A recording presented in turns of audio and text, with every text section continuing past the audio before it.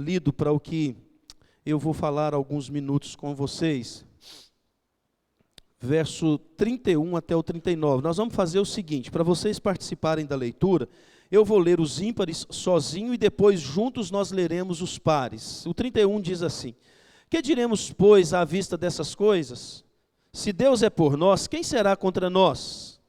Aquele que não poupou o seu próprio filho, antes por todos nós o entregou, porventura não nos dará graciosamente com ele todas as coisas?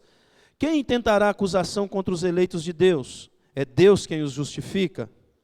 Quem os condenará? É Cristo Jesus quem morreu, ou antes quem ressuscitou, o qual está à direita de Deus e também intercede por nós. Quem nos separará do amor de Cristo? Será a tribulação, a angústia, a perseguição, fome ou nudez, ou perigo ou a espada? Como está escrito, por amor de ti, somos entregues à morte o dia todo.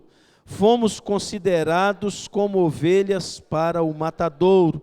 Em todas estas coisas, porém, somos mais que vencedores por meio daquele que nos amou.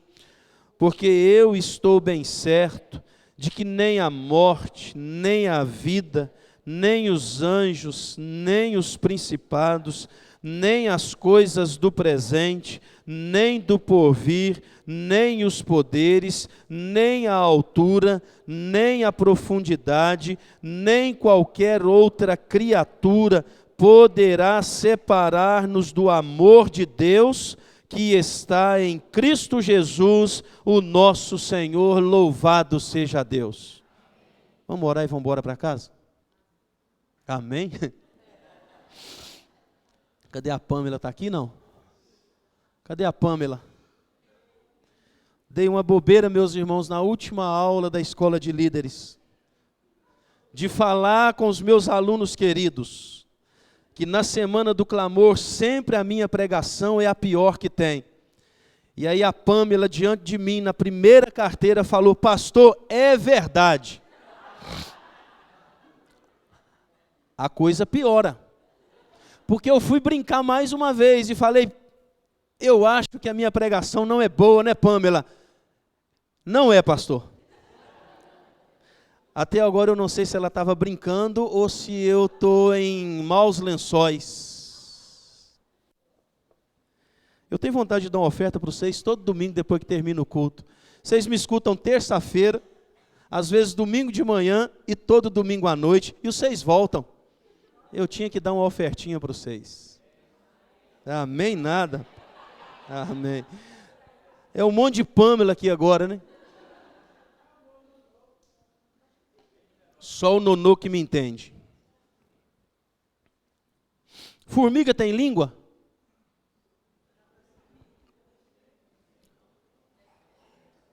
Quem veio primeiro? O ovo ou a galinha? Bacalhau tem cabeça? Alguém já viu? Tem vida em Marte? Já foram lá? Quem foi melhor? Pelé ou Maradona? Vocês não são argentinos? Quem é mais habilidoso? O destro ou o canhoto?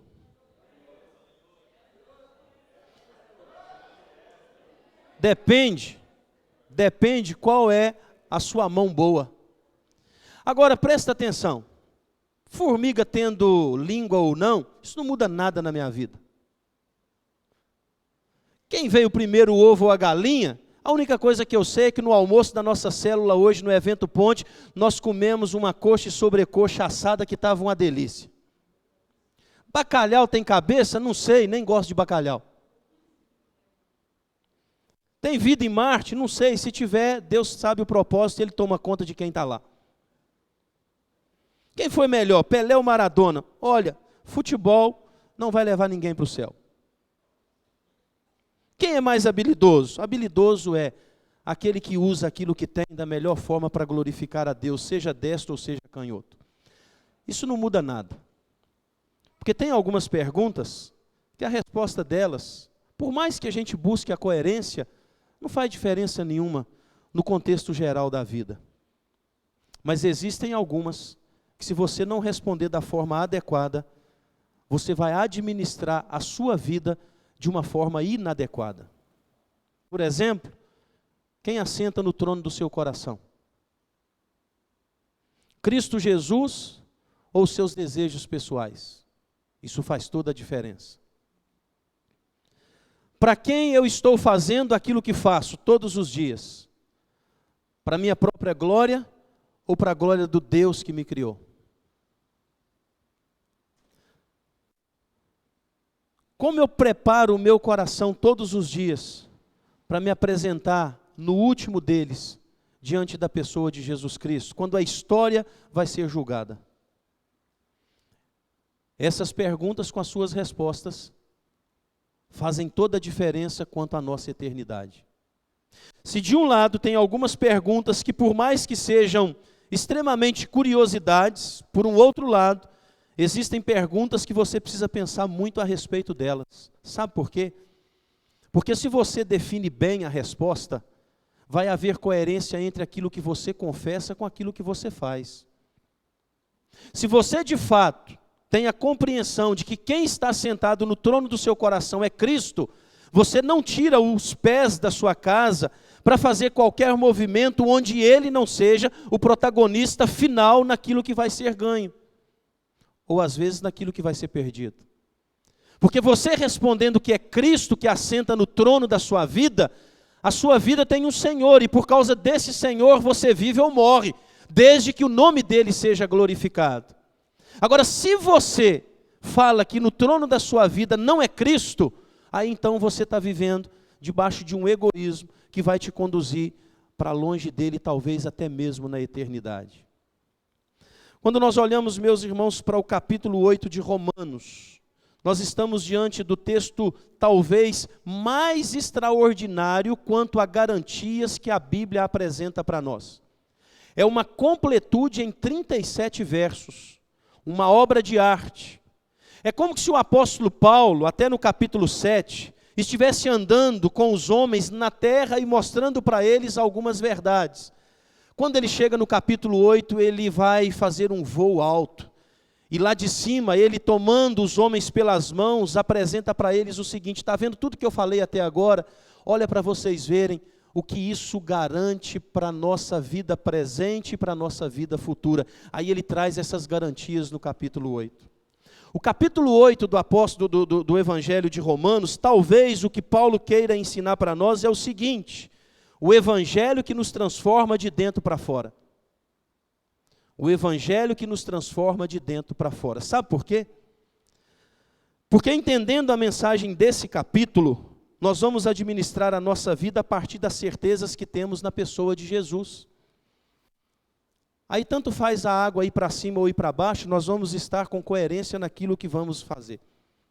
Tanto faz estarmos celebrando o aniversário ou dentro de um ambiente de culto fúnebre, o nosso coração está em paz, porque em nós tem uma paz que excede o entendimento. Se estamos bem no nosso trabalho, a gente glorifica a Deus com aquilo que fazemos. Se estamos com a porta fechada, a gente tem esperança, mas a gente não se perde no murmúrio, colocando Deus contra a parede. A gente sabe que nem o justo nem o filho do justo mendiga o pão, e Ele vai interferir na nossa história, e as coisas vão entrar no eixo de novo. Então, à medida que você caminha no capítulo 8, você vai perceber isso, o Evangelho que transforma de dentro para fora. O que significa basicamente o seguinte: um crente que não é transformado de dentro para fora, ele não vai se apresentar como um verdadeiro filho de Deus nos seus relacionamentos diários.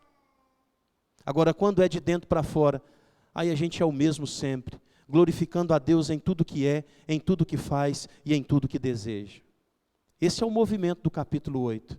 E o capítulo 8, meus irmãos, diferente das primeiras perguntas que eu fiz para vocês, formiga tem língua ou não, ele é resumido em perguntas, acompanhado de grandes respostas. E essas perguntas conjugam a nossa vida do passado, no presente e no futuro.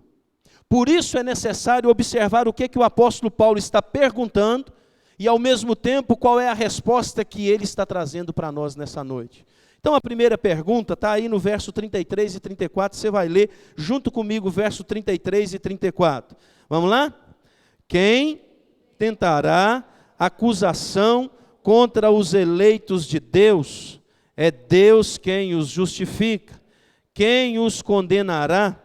É Cristo Jesus quem morreu, ou antes quem ressuscitou, o qual está à direita de Deus e também intercede por nós. Essa pergunta traz uma afirmação da ação de Deus no nosso passado.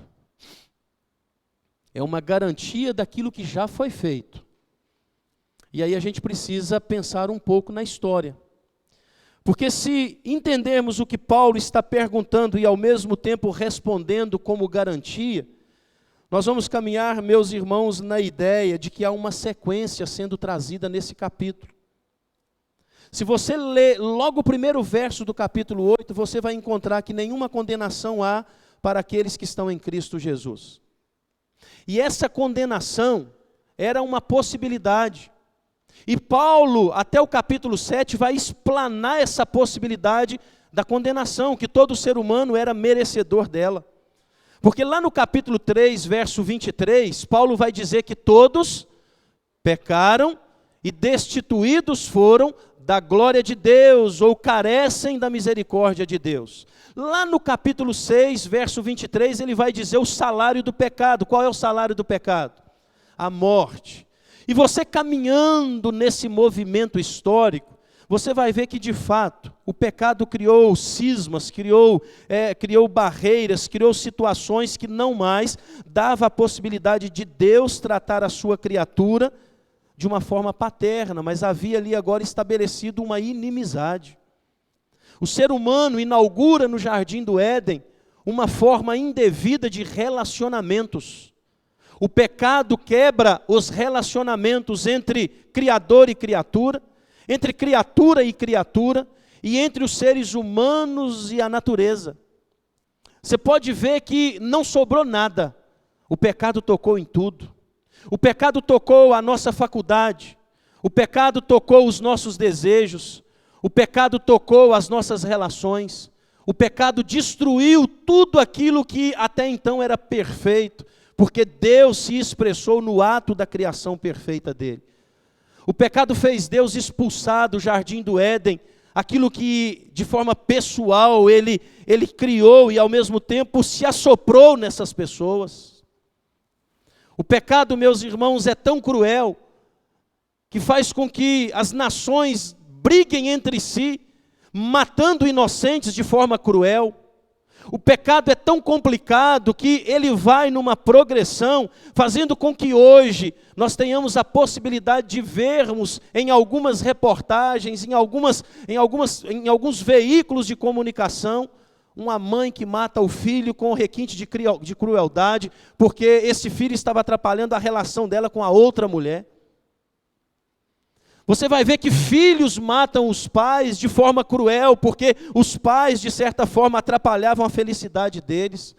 E aí você vai vendo que o pecado, ele vai criando uma monstruosidade no coração de todos os seres humanos. E a gente vai rompendo com aquilo que até ontem a gente dizia que era a razão da nossa felicidade, a razão de tudo aquilo que trazia prazer ao nosso coração. Meus irmãos, o pecado estabeleceu uma dívida impagável para nós diante de Deus. Mas Deus resolveu interferir nessa história. E interferindo nessa história, Ele promove um plano de redenção. Ele promove um plano para que houvesse perdão a pecados. Ele promove uma ponte para que as duas partes pudessem ser conectadas de novo. E meus irmãos, a beleza desse fato histórico é que esse plano redentivo de Deus tem nome.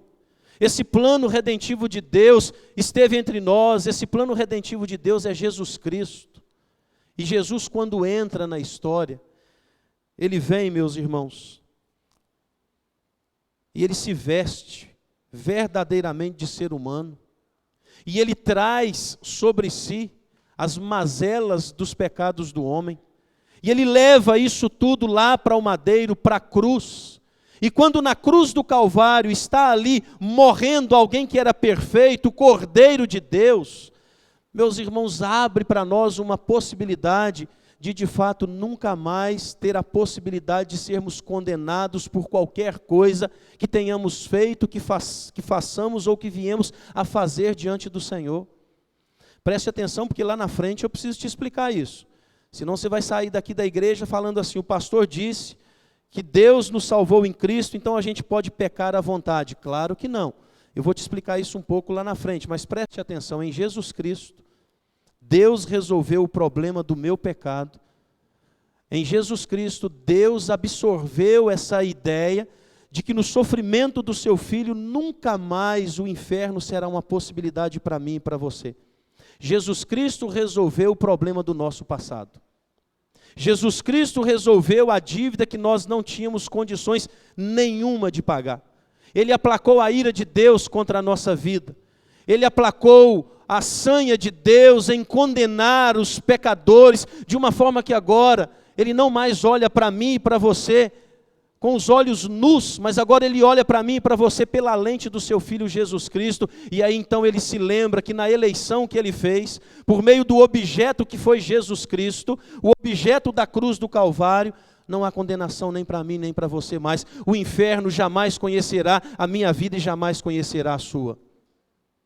Você hoje está livre na presença de Deus. Você hoje pode chamar Deus de meu Pai. Sabe por quê? Falei igual o Henrique Cristo agora, né? Meu Pai. Você pode chamar Deus de meu Pai, porque Jesus Cristo pagou a dívida que você estava devendo para Ele. Então aqui, meus irmãos, louvado seja Deus, Paulo está dizendo que essa primeira pergunta está sendo respondida de que não mais haverá acusação. Preste atenção, olha para mim aqui. Preste atenção. Quando chega uma multa na sua casa porque você passou por um radar acima da velocidade, você está sendo acusado. Quando você tem que pagar no banco um juro porque o valor do cheque foi um pouco maior do que o valor de saldo normal que você tinha, isso é uma acusação. Quando você tem um pecado pontual e aí então você precisa ser disciplinado na igreja, isso é uma acusação. São acusações justas, porque se você andou acima da velocidade, você colocou a vida de alguém em risco, então você precisa pagar por isso. Se você não foi coerente, responsável no gasto do mês, você precisa pagar por isso. Se você não foi digno dos compromissos que você fez com a igreja, você precisa pagar por isso. Só que são fatos que a gente consegue pagar. Quantas multas eu já não paguei nessa minha vida? Quantas vezes já não chegou a cartinha do Detran na minha casa? E aí eu pego aquela cartinha, eu vou lá com o código de barra e pago a acusação que estava sobre a minha vida. Quantas vezes já não paguei juros de banco, porque eu estiquei o braço e coloquei o boné onde eu não tinha condições de buscá-lo de volta. Eu tive que pagar por aquele erro. Oh, meus irmãos, quantas vezes eu já fui chamado a atenção por não agir com coerência em algum ponto da minha fé, algum ponto da igreja de Cristo Jesus, eu preciso pagar por isso. Só que são coisas que eu dou conta de pagar. Não é injusto. Agora preste atenção. A dívida do pecado ninguém conseguiria pagar. Deus não apenas teve que trazer o plano, mas Ele teve que trazer também o objeto para que esse plano pudesse ser satisfeito. E esse objeto chama-se Jesus Cristo de Nazaré, e Ele morreu para perdoar os seus pecados do passado. Você não deve mais para Deus. Deus tem a misericórdia de lá nos Salmos dizer que lança no mar do esquecimento as iniquidades do nosso passado. Louvado seja Deus por isso. Deixa eu te contar uma história. Diferente do que muitas vezes eu e você ou fazemos. Quando alguém erra conosco e a gente perdoa, mas num próximo erro, a gente contabiliza, a gente aumenta e a gente fala, olha, de novo, hein? Vou te perdoar de novo, mas lembra que já é a segunda vez. Aí quando acontece a terceira vez, você contabiliza para cima e você vai fazendo esse movimento. Esse movimento é cruel. Esse movimento é danoso. Esse movimento não permite a cura de relações que sofreram algum tipo de adversidade. Quando você de fato não perdoa verdadeiramente e começa dali para frente um novo capítulo, meus irmãos, tocar na ferida sempre vai doer mais do que quando a ferida foi aberta. Deus não faz isso. Ele perdoou e perdoou de uma vez por todas e não fica jogando isso na cara de ninguém. Então, o primeiro movimento, meus irmãos, que nós aprendemos aqui nesse texto, é o movimento de que a pergunta quem intentará acusação contra os eleitos de Deus? Não há. E tem muitos acusadores. O diabo está te acusando toda hora. O diabo gosta de trazer para a sua mente algumas sementinhas para você ficar em confusão. O diabo gosta de mostrar para você que você não é capaz. O diabo é muito mais inteligente do que a gente pensa. Ele gosta de trazer para você aquela sensação de que de fato eu não dou conta. De fato não tem jeito para mim. De fato as pessoas até confiam, até investem, mas eu estrago tudo, eu não dou não dou a minha mão à palmatória. A minha vida não tem jeito. A minha vida é uma desgraça mesmo e eu preciso entender que vai ser assim até o final. Meus irmãos, isso não é coisa que vem de Deus para a sua vida. O diabo não pode te acusar porque ele foi vencido na cruz do Calvário. O nosso pecado nos acusa. Quando você comete, esconde. Nada é pior que uma consciência acusadora, quando ela tem razão naquilo que está acusando. Mas você pode pedir perdão e Deus livrar a acusação que a consciência está fazendo contra você. Quando Jacó está voltando para se encontrar com Esaú, seu irmão, o problema que ele encontrava nessa viagem não era ainda a ameaça que o irmão havia feito há 20 anos atrás, mas era a consciência que o acusava. Eu errei com meu irmão, e se ele me matar, ele vai estar no direito dele, como é que eu vou fazer? Aí ele tentou se proteger. Sabe qual foi a proteção que de fato livrou o coração de Jacó desse mal da consciência? Deus visitou de uma forma extraordinária e o curou de uma vez por todas, mesmo fazendo com que daquele movimento para frente ele andasse manco, mas toda vez que ele mancava, ele se lembrava, Deus me curou e ele me deu a oportunidade de ser acertado novamente a minha relação com meu irmão. Deus está aqui, ele está dizendo para você, o seu pecado tem jeito porque o meu filho morreu na cruz para te perdoar. Mas talvez eu esteja falando com alguém que o pecado está perfurando a alma. Confesse. E Deus vai lançar no mar do esquecimento, porque Ele ama a sua vida e Ele deu Jesus Cristo para morrer por você. O texto diz aqui, que ninguém nos condenará, porque Cristo morreu e ressuscitou. Já foi nele aquilo que não tinha condições de ser em mim e de ser em você. Então o primeiro movimento é que Deus nos curou lá no passado. O segundo movimento, verso 31 e verso 32, vamos ler juntos? Vamos lá? Que diremos, pois...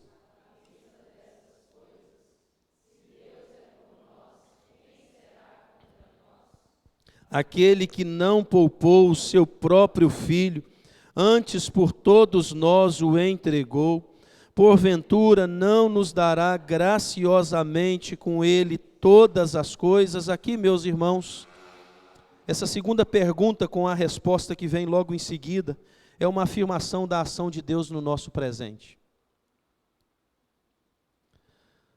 O nosso presente, meus irmãos, precisa ser envolvido por essa pergunta. Se Deus é por nós, quem poderá nos fazer mal? Só que de vez em quando a gente se esquece disso. E a gente anda medroso pelas esquinas da vida. Inseguro com aquilo que vai vir no próximo passo. Cheio de incertezas com o futuro do nosso filho. Sem saber, de fato, se nós conseguiremos terminar o salão, que as nossas crianças já estavam se esbaldando em brincadeiras antes do culto começar. Às vezes, situações, meus irmãos, levam o nosso coração a entrar num movimento de insegurança e incerteza. Sabe por quê? É porque a gente não se lembra dessa pergunta com a sua resposta. Se Deus é por nós, quem será contra nós? Esse quem será contra nós é ironia. Esse quem será contra nós não é a possibilidade de haver algum mal, algum movimento que possa empatar com o poder de Deus, que luta a nosso favor. Não existe. Quando você pensar nos males mais grotescos e mais intensos que pode vir contra a nossa vida, isso tudo é uma gota de água lançada no oceano, pensando no tamanho do Deus que é por nós. E Paulo está dizendo isso aqui, meus irmãos, sabe por quê? Porque Paulo está agora mostrando até o capítulo 7, tudo aquilo que em Cristo foi realizado pelo amor de Deus a nosso favor. Porque lá no verso 23 do capítulo 6 desse mesmo livro, Paulo completa, ele não fica no meio do caminho, ele diz o quê? O salário do pecado é a morte, mas ele não para, ele completa. E quando ele completa, meus irmãos, a esperança se abre diante de nós e nós podemos abraçá-la com toda a força do nosso coração. Deixa eu dizer para você uma coisa. A vida não é fácil para ninguém. Tem alguém que pode levantar a mão e dizer assim: pastor, a minha vida é um mar de rosas, principalmente depois que o meu coração foi tomado pelas Escrituras Sagradas, foi tomado pela graça salvadora de Deus. Eu nunca mais passei por problemas, eu nunca mais tive qualquer tipo de adversidade contra a minha caminhada. Levanta a mão para mim quem não passa por adversidades de vez em sempre. Grava uma coisa no seu coração. Nós vivemos num mundo que não reconhece a autenticidade da nossa fé. Nós vivemos num mundo que quando chegamos é a luz para dissipar trevas. Quando nós chegamos, por exemplo, como trabalhadores, como funcionários, em uma repartição da empresa que tem outros 5 ali, somos 6 para fazer a mesma coisa. E naquele movimento, tem como fazer algumas assinaturas, trazerem ganhos ilícitos para o nosso bolso. Só que quando eu percebo esse movimento ilícito e pecaminoso, eu levanto a minha voz da justiça e eu falo: não podemos fazer isso. Nós acabamos de levantar 5 inimigos contra o nosso coração. Porque onde a luz brilha, as trevas se levantam e se levantam com animosidade. Você quer ver uma coisa? Os nossos filhos, os filhos da igreja, quando dão testemunho de cuidado com o corpo físico na escola, quando dão testemunhos de fidelidade com relação às provas, eles são olhados, eles são enxergados quase que como seres de outro planeta. Sabe por quê? Porque esse mundo jaz no maligno. O príncipe desse tempo é o diabo. E a Bíblia vai dizer para nós que somos uma colônia diferente. Não somos daqui. Nós estamos sendo, meus irmãos, forjados enquanto caminhamos. Nós somos forasteiros nessa terra. Nós somos peregrinos, e peregrinos, eles não estabelecem endereço fixo, eles ficam por um tempo, eles melhoram naquele ambiente, melhoram o ambiente, e eles vão. É isso que eu e você estamos fazendo aqui nessa vida. Nós estamos como peregrinos, sendo melhorados pelo Espírito Santo, mas ao mesmo tempo melhorando aquilo que está ao nosso entorno, mas nós sabemos que essa não é a parada final. Nós estamos em trajetória, nós estamos em viagem, é preciso entender essa realidade. Presta atenção, meus irmãos. O povo de Deus, ao longo de toda a história dele, foi perseguido. O povo de Deus, ao longo da história dele, teve dificuldades para serem resolvidas. Mas, meus irmãos, preste atenção. Se Deus é por nós, quem é que pode tirar a esperança do nosso coração? Se Deus é por nós, meus irmãos, quem é o diabo? Para a gente ficar dando para ele holofote? Se Deus é por nós, meus irmãos, o que podem nos fazer os governos maus no que diz respeito à eternidade? Deixa eu dizer para você, quem governa o meu presente não são os homens que têm canetas na mão. quem governa o meu presente é Deus que tem a história sob o seu controle. Quem governa o futuro dos meus filhos não são os meus investimentos, por mais que eu tenha responsabilidade com eles. Quem governa o futuro dos meus filhos é Deus, porque Deus já está lá. Então esse é o movimento que Paulo está trazendo aqui nesse texto. Agora deixa eu dizer para você uma coisa. Às vezes, a gente anda como que se alguma coisa pudesse aniquilar a nossa fé, a nossa vida, pudesse maltratar a nossa família, pudesse fazer com que não mais a gente tenha a possibilidade de caminhar, porque a coisa está ficando tão pesada. Deixa eu dizer para você, o nosso presente tem futuro e o futuro dele é Jesus Cristo. E a gente precisa ter essa certeza todos os dias. Se Deus é por nós, quem será contra nós? Se Deus é por você, quem será contra você? O fato aqui é que nada pode tocar a sua vida, porque você está embrulhado no poder de Deus, aquele que governa todas as coisas. E por fim, meus irmãos, a última pergunta, essa aqui para mim é a mais importante, está lá no verso 35, 36 e 37, vamos ler juntos comigo? Vamos lá? Quem nos separará do amor de Cristo? Será tribulação, ou angústia, ou perseguição, ou fome, ou nudez, ou perigo, ou espada?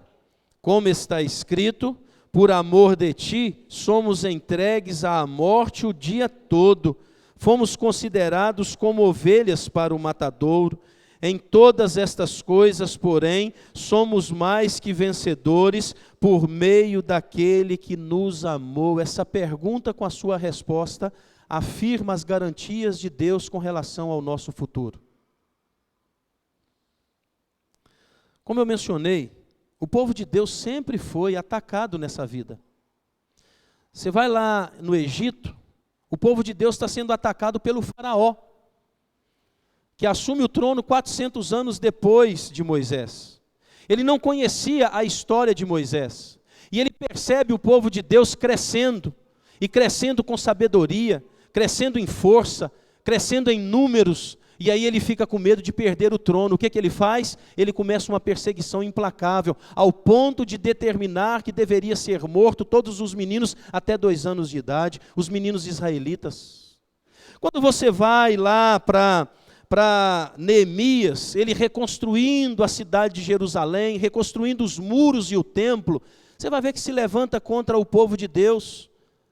Se levanta lá Sambalate, Gesem, Tobias e uma corja do lado deles, e querem parar aquele movimento de Deus, e querem colocar os filhos de Deus para entenderem que aquela obra não poderia ser realizada porque eles não tinham recursos necessários.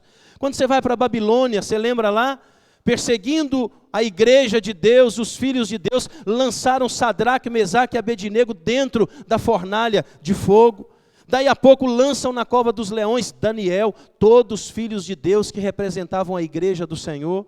Quando você vai para Jesus Cristo, perseguiam Jesus Cristo a todo tempo, por inveja, por maldade, estavam ali querendo matá-lo a todo custo, e a gente acompanha essa história ao longo da nossa vida cristã.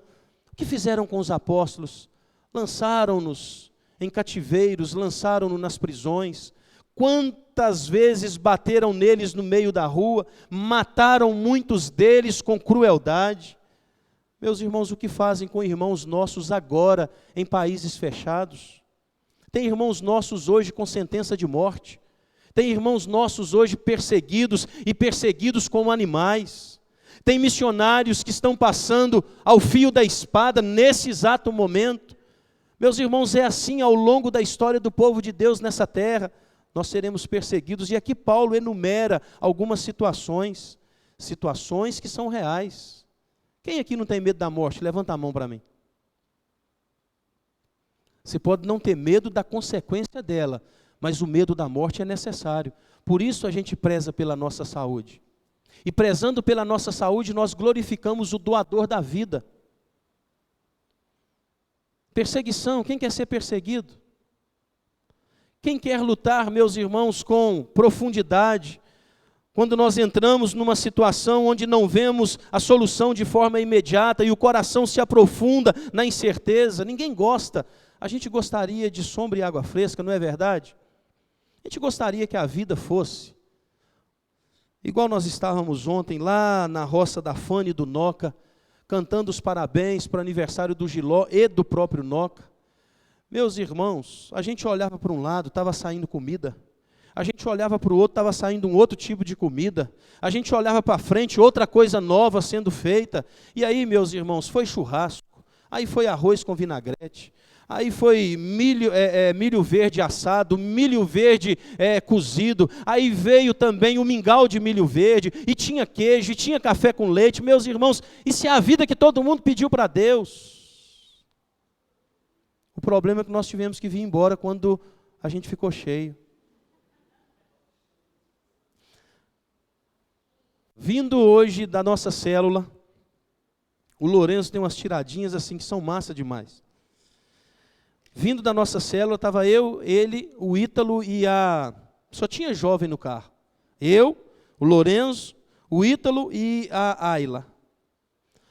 Aí nós estávamos vindo embora, o Lourenço falou assim: papai, hoje é domingo, né? Eu falei: Lourenço, parabéns. Ah, é domingo, então tem culto hoje. Aí eu já virei para ele: qual o problema? Não, papai, não é isso. O culto eu gosto. O problema é amanhã. Qual que é o problema do domingo? Para muitos é a segunda-feira. E às vezes é mesmo.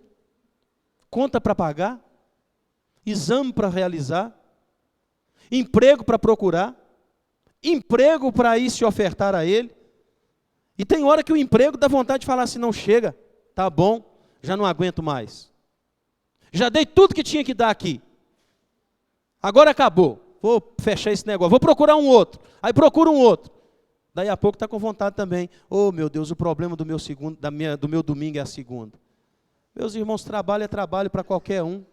Trabalho é trabalho para qualquer um, em qualquer lugar. Mas deixa eu falar para você. A gente ora para ter uma vida mais tranquila, não ora? É problema? Claro que não. O problema é não entender que se não chegar essa vida tranquila, todavia a gente continua caminhando. O problema é não entender que por mais que eu possa ter essa percepção de que depois do domingo vem a segunda, mas quando chega a segunda eu arregaço as mangas e vou aproveitá-la para fazer o melhor que puder para a glória de Deus. Eu estou gostando do meu trabalho, então eu me entrego por completo. Não estou gostando tanto, eu entrego por completo, porque eu tenho o direito de falar que não vou, que não quero mais. Mas se eu dei a minha palavra que eu estou, então que eu esteja de fato e de verdade. Mas deixa eu dizer para você uma coisa, olha para mim aqui para eu concluir. A beleza dessa história que Paulo está escrevendo no capítulo 8, da carta que ele escreve à igreja de Roma, aos romanos, é uma percepção que eu e você precisamos ter aqui nessa noite, reportando o nosso coração ao dia do julgamento que aconteceu sobre Jesus Cristo. Lembra aquela quinta-feira? Arrastaram Jesus Cristo do Getsêmani e o colocaram diante de Pilatos. E Pilatos agora está em um julgamento. E o julgamento tinha duas vias: soltar a Jesus Cristo ou soltar a Barrabás. O julgamento acontece. O julgamento pede para soltar Barrabás e pede para que Jesus fosse. Pergunta: na verdade, quem estava debaixo de julgamento naquela noite?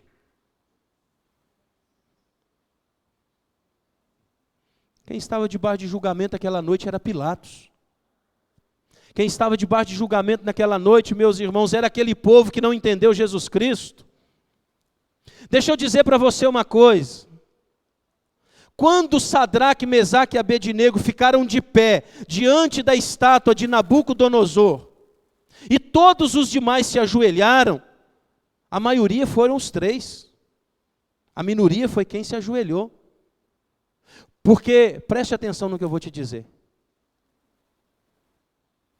Deus é sempre maioria, independentemente do número que fale alguma coisa contra Ele.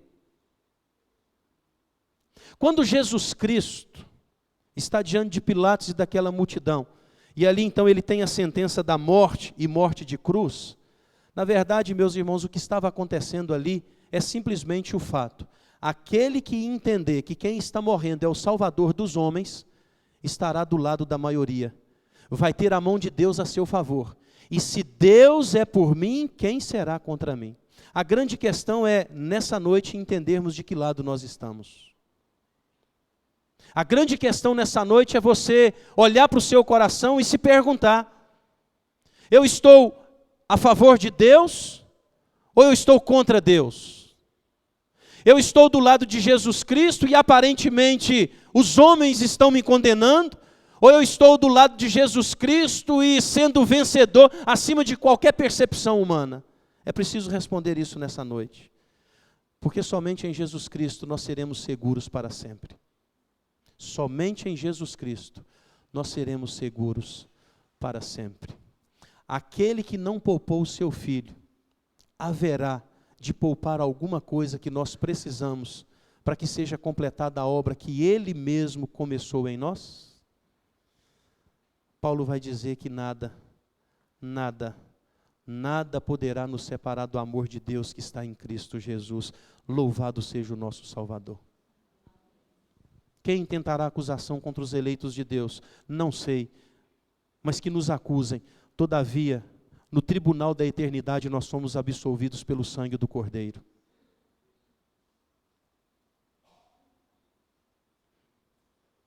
Virão muitas coisas tentando te separar do amor de Deus.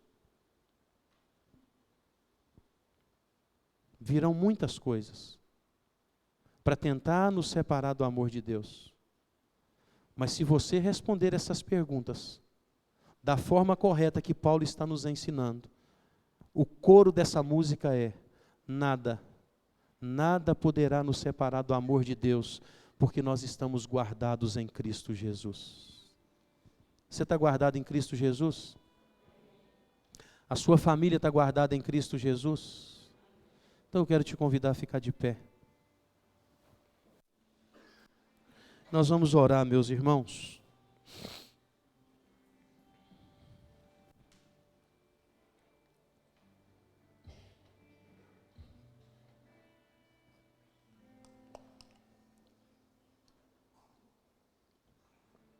O verso 34 diz que Jesus morreu e ressuscitou e está assentado à direita de Deus o Pai, intercedendo por nós. Quando você visita as Escrituras, você vai ver que o lado direito da realeza significa basicamente duas realidades e absolutas: majestade e favor e poder maior que todos os demais. Preste atenção. Jesus está à direita de Deus. E agora ele tem os direitos adquiridos para ser majestoso e favorecer aqueles pelos quais ele morreu. E ele tem o poder de mudar qualquer realidade que um servo, um discípulo dele, esteja passando. Inclusive uma realidade causada pelo pecado. Ele não está lá de férias ou apenas curtindo a vitória dele. Ele está lá trabalhando do mesmo jeito que ele fez quando aqui esteve. E ele trabalha em favor da sua igreja. Pai, é por eles que eu rogo. E não rogo para que o Senhor os tire do mundo, mas eu rogo para que o Senhor possa fortalecê-los contra o mal. Eu quero te convidar a fechar os seus olhos nessa noite. E quem sabe, você não precisa ter essa compreensão nessa noite do Evangelho que nos transforma de dentro para fora. Um Evangelho que é baseado nas garantias de Deus e garantias eternas. Porque se Ele nos deu o Filho, Ele nos dará, junto ao Filho, tudo o que é necessário para que nós possamos combater o bom combate, encerrar a nossa carreira e assim no tempo dele guardarmos a nossa fé. Quem sabe você tem um pecado que tem te acusado profundamente. Um pecado que não permite você ter um sono tranquilo. Um pecado que você todos os dias precisa fazer um malabarismo para esconder, porque quando ele vier ao público, a sua vergonha será certeira. Ou quem sabe é um pecado que mesmo vindo ao público, é algo que faz mal ao seu próprio coração, você gostaria de vencê-lo, você gostaria de andar de fato como nova criatura, deixando as coisas velhas no ontem e vivendo as coisas novas da agora por diante. Quem sabe você está colocando diante de Deus situações, colocando diante de Deus tribulações, perseguições, talvez até mesmo na família você está lidando com pessoas com maldade contra você, situações que se levantam e você às vezes não está sabendo lidar bem com elas, e o seu coração está temeroso.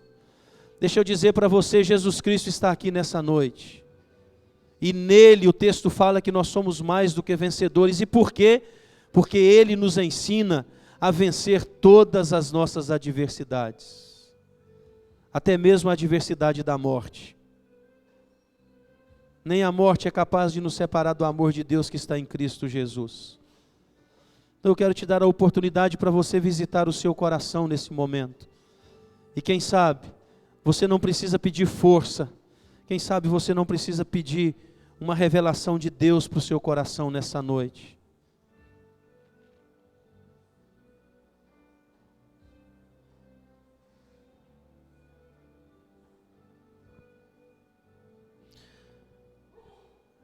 Eu queria mais uma vez pedir para que você ore com quem está do seu lado.